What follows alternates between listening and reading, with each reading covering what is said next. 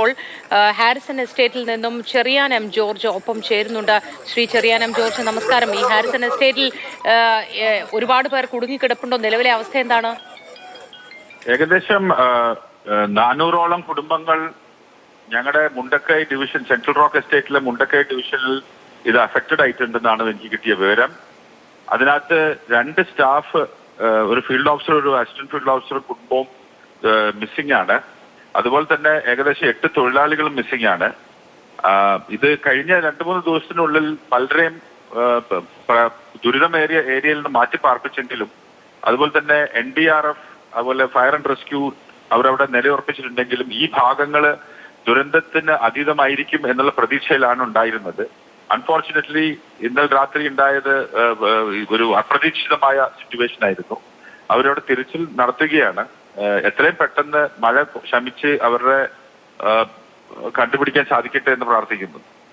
അങ്ങോട്ടേക്ക് എത്തിപ്പെടാനുള്ള മാർഗങ്ങളുണ്ടോ? എസ്റ്റേറ്റിലേക്ക് കടക്കാനായിട്ട് ഒരേ ഒരു പാലമേ ഉള്ളൂ, ചൂരൽമല പാലം എന്ന് പറയുന്നത്.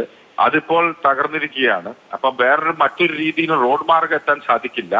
ഇപ്പോൾ നിലവിൽ മാനേജറുടെ നേതൃത്വത്തിലുള്ള സന്നാഹം അനുസരിച്ച് 10-200ഓളം പേരെ എസ്റ്റേറ്റിലെ ക്വാർട്ടേഴ്സുകളിലും ബംഗ്ലാവിന്റെ പരിസരത്തും ഒക്കെ കൊണ്ടുവന്ന് പാർപ്പിച്ചിട്ടുണ്ട്. പക്ഷേ അകത്ത് ഞങ്ങൾക്ക് കണക്ഷൻ കിട്ടുന്നുണ്ട് ഫോണിലൂടെ. പവർ സപ്ലൈ ഇല്ല. റോഡ് മാർഗം ഇപ്പോൾ മഴ കുറയാതെ അങ്ങോട്ട് എത്താൻ സാധിക്കില്ല, കാരണം പാലം ഒടിച്ചു പോയി. അപ്പം അകത്തുനിന്നുള്ള ആൾക്കാരെ പുറത്തു കൊണ്ടുവരാനായിട്ട് ഹെലികോപ്റ്ററിന്റെ സഹായം തേടുകയാണ്. അതാണ് എനിക്ക് കിട്ടിയിരിക്കുന്ന വിവരം. District disaster management is very active. തീർച്ചയായിട്ടും അവിടെ ഇപ്പോൾ ചർച്ച ചെയ്ത തീരുമാനങ്ങളിലേക്ക് കടക്കുകയാണ്. മന്ത്രി കെ രാജൻ, റവന്യൂ മന്ത്രി, അദ്ദേഹം ദുരന്ത നിവാരണ അതോറിറ്റിയിലെ ഉദ്യോഗസ്ഥരുമായി സംസാരിക്കുന്നു. എയർലിഫ്റ്റിങ്ങിനുള്ള സംവിധാനങ്ങൾ തയ്യാറാണ്, ഹെലികോപ്റ്ററുകൾ തയ്യാറാണ്.